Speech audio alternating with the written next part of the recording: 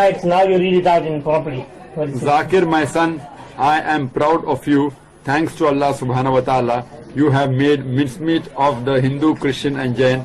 Keep up the good work. Thanks to Allah subhanahu wa ta'ala, and it was your inspiration that took me to this field. It's because of you that I've come to this field, Uncle. Jazakallah. May Allah reward you for all that I'm doing. Communicate. 1 A have. You have 1 A 1 A B C 1 2 G H 1 2 G H I me 1 A B C D E F 40 years 40 years 1, that's it. Read it, what it says. My son, you have achieved in 4 years what took me 40 years. But Uncle, it was because of your 40 years hard work that was possible. Because a person makes the basement first, and that takes time, and then the building comes up. So because of your 40 years hard work that took 4 years, if it was in there, then I would have taken 44 years. So because of Allah has helped that we got guidance from you, that you did all this paid work and the hard work for 40 years, that's possible for us to do it in just a short time. So inshallah, Allah will reward you for everything. I mean, for all the people that love you and are doing just because of your inspiration. Give you another example to compare and show the difference between goal setting. I would like to give an example of the man, of the person who had very small means but reached the heights in his field. The man, the person who changed my life and converted me from a doctor of a body to a doctor of soul. And I'm sure you know the name of that man. He's none other than Sheikh Ahmed Deedat. Let us compare his goal setting. Sheikh Ahmed Deedat. And if you know the life history of Sheikh Ahmed Deedat, he acquired education only till standard 6. Because both his ends could not meet, he was forced to leave his education. After passing standard 6, he was forced to leave his education. A man with small means. He was forced to leave the country India where he was born. Then he goes to South Africa. He does a job of a salesman. He works in a furniture shop. He does the job of driving, etc. And while he was in South Africa, he used to constantly be harassed by the Christian missionaries, who used to tell Islam is a useless religion. It is merciless. They used to attack Islam.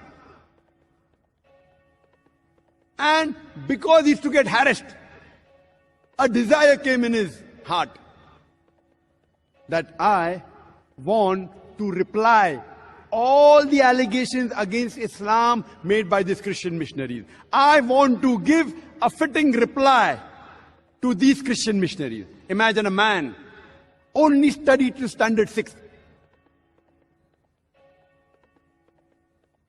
But naturally he had faith in Allah. He strived. He stumbled across a book. Books which were lying in a room which had dust on it. He stumbled across a book by the name of Izarul Haq, the truth revealed by Maulana Rahmatullah Karanvi. And he gets the direction for his goal. That's how he started.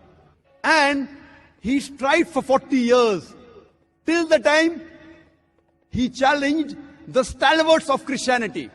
Imagine a 6th standard pass man strive for 40 years and challenge the stalwarts of the world.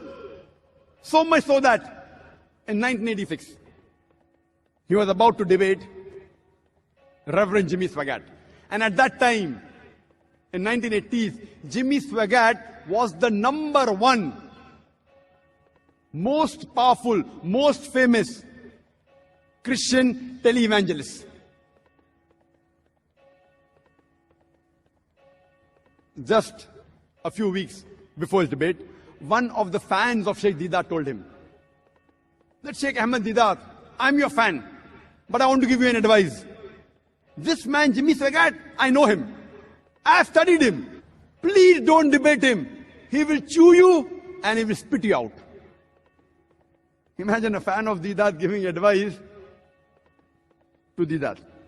You don't debate this Jimmy Swaggart. You don't know him, I know him. He will chew you and he will spit you out. The person who was the most famous televangelist, who owns television channels, whose budget was more than $1 million a day to keep his head above water. Our Sheikh Ahmed Deedat, mashallah.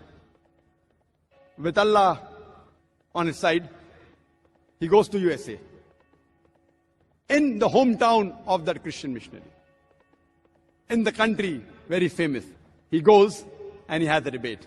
And alhamdulillah, summa alhamdulillah, with Allah's help, he turns the tables over. Imagine a man of small means, not even past school, leave aside being a graduate, challenges the stalwarts of Christianity, so much so that he became the biggest stumbling block for the Christianity of the world, for the Christian missionaries. One man alone, Sheikh Ahmed Deedat, with the help of Allah subhanahu wa ta'ala, he challenged the whole of Christianity.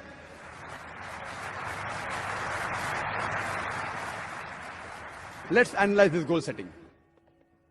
Number one, the Islamic. Was it Islamic? Was it according to Quran and Sahih Hadith? Was it for Allah and His Rasul? But naturally it was. That's the reason he was able to achieve his goal.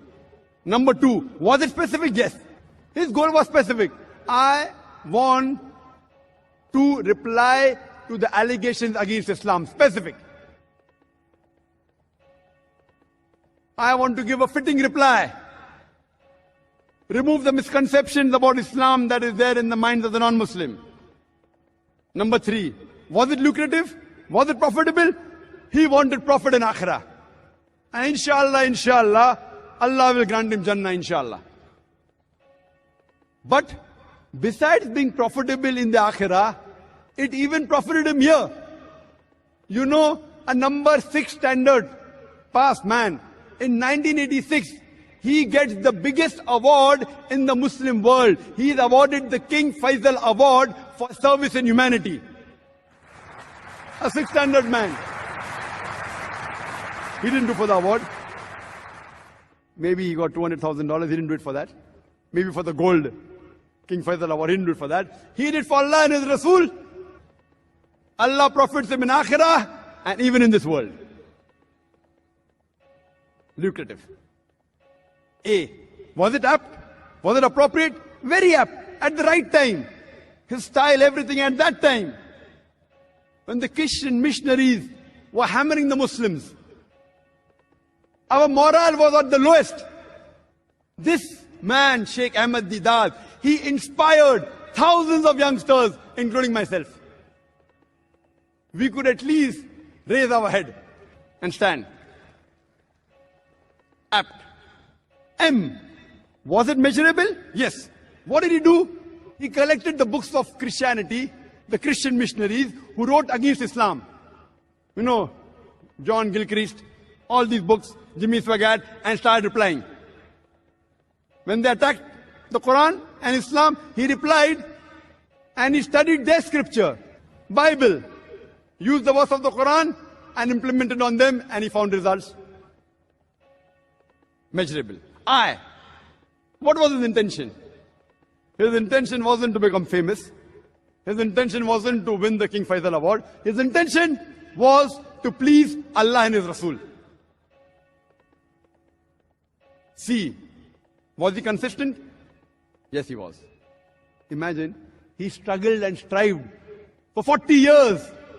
And if you know his history, his office was a small, dungy place. And he tells us that even to print a black and white pamphlet 1,000 quantity, they used to have a meeting. Let's have a meeting. Can we print 1,000 quantity of a black and white pamphlet? MashaAllah.